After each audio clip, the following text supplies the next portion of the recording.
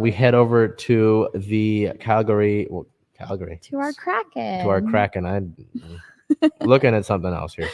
To our Kraken here, and a relatively eventful week here. Belle, what do we got going on? Yeah, so on April 12th, actually Matty Beniers' debut, which we didn't see coming, we unfortunately had a loss, 3-5. The player of the game for that game was Adam Larson, 1 goal, 1 point, 1 plus minus, 3 shots on goal, 1 hit, and 3 blocks. On April 13th, they were supposed to play the Winnipeg Jets, and that got postponed due to a snowstorm that was set to, I think, break records for one of the worst snowstorms, or winter storms. So that was postponed to May 1st. On April 16th, they played the New Jersey Devils, and that was a win 4-3 on an OT shootout. And the player of the game is Matty Beniers with 1 goal, 1 point, 3 shots on goal, 2 hits, 1 block, 1 takeaway. And of course, scoring his first career NHL goal. Yeah, so, would have thought that game would have been his debut, but they kind of threw him into it right away. I mean, he's still in game shape coming off of Michigan playing in the Frozen Four. I'm not mad at it. I'm not necessarily mad at it. I was just like, hey, maybe they'll give some caution. Beniers, I mean, he got his first career game there against Calgary that we looked at, recorded his first point. He had an assist on Ryan Donato's goal. I think that was the first goal of the match of the game. That Winnipeg game obviously postponed, so we can't really look at that. And then that game against the Devils, his first home game, to score his first goal, I believe it was in the second period to put Seattle up 3-2. It's incredible. However it comes doesn't matter. The 2 points in 2 games is pretty solid for a guy that's a rookie. And I know the team has said he's kind of undersized, and I think not height wise, 6'1", he's taller than a good amount of the other guys on the team. But it's like with the NBA, right? This Chet Holmgren guy probably needs to bulk up a little bit. Yeah. Give Beniers like an off season with the training staff. I'm sure, add that to his skill. You're priming him up for some really good success. So, with the new prospects that we've got in this city, last year with Kelnick being called up, Rodriguez being called up this year, some other rookies that we'll get to here in the Reign segment. It's exciting and it's interesting. You just hope that all of these players are able to be successful and that, not too much pressure is put on them, but it's always really cool when they have these special moments. Julio had that in that second game, I believe, against Minnesota. Oh, wait, no, they won the series against Minnesota. I apologize. They lost the last game.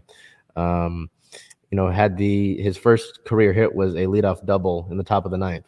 That's a big moment. Yeah. Right? Had his first career RBI, I believe it was in that 11-1 win against the Astros. Kelnick has had some in that Oakland series last year, the second to last series, had a big double and late in September. These are important series that he's playing, right? And then Beniers, 2 goals and 2 points. Obviously, you're not going to the playoffs, but making an impact already is really cool to see that. Mm-hmm. So nice to see that and exciting to follow that as we continue to end the season here. So with that being said, no injury news, no team news. What are we looking at? We do have some team news. I guess it could be. It's you're team right. news, right? Yep. Yeah. So relatively new, but some important stuff going on there. Yeah. This morning we found out that we have a couple of new minority investors for the Seattle Kraken, and that is Macklemore and Marshawn Lynch. So that's exciting news.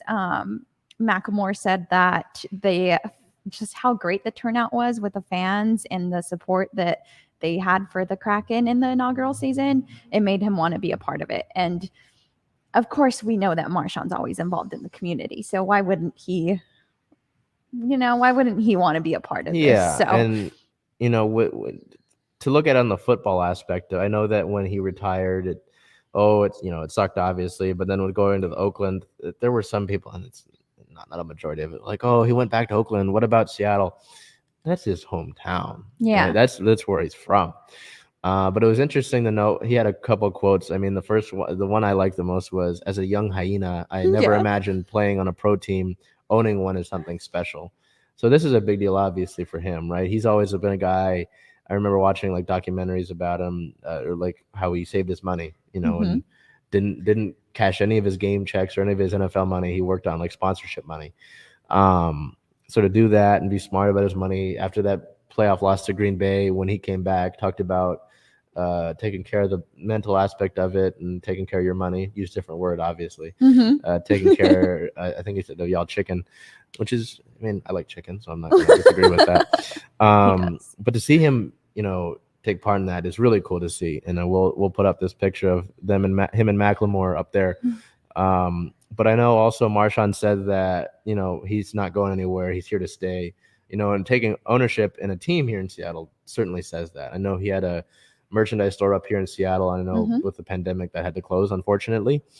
But to see both of these guys who, in different ways have been in touch with the city, be part of a team in the city means a lot. Any investor with a lot of money from somewhere else, sure, but when it's someone that's embedded in the exactly, that's exactly it. When they have influence in the city and they've played a part in the history of the city, it's cool to see. Like with when Russell Wilson was here, having ownership with the Sounders was cool to have. Griffey now being, I think it was in last off season, having some ownership stake with the Mariners. Seeing these guys come back and just be a part of this, continuing to be part of the city is really cool to see. So good and catching me on that. That was bright news this morning. And it's also really interesting to see. And at tonight's game, we'll try to talk to Macklemore a little bit about it. But with that being said, what do we have here coming up this upcoming week for the hockey team? Upcoming week, we have an April 18th game versus the Ottawa Senators at 7 p.m., an April 20th game against Colorado Avalanche at 7 p.m. as well, an April 22nd away game at Minnesota Wild at 5 p.m., and an April 23rd at Dallas Stars, another 5 p.m. game.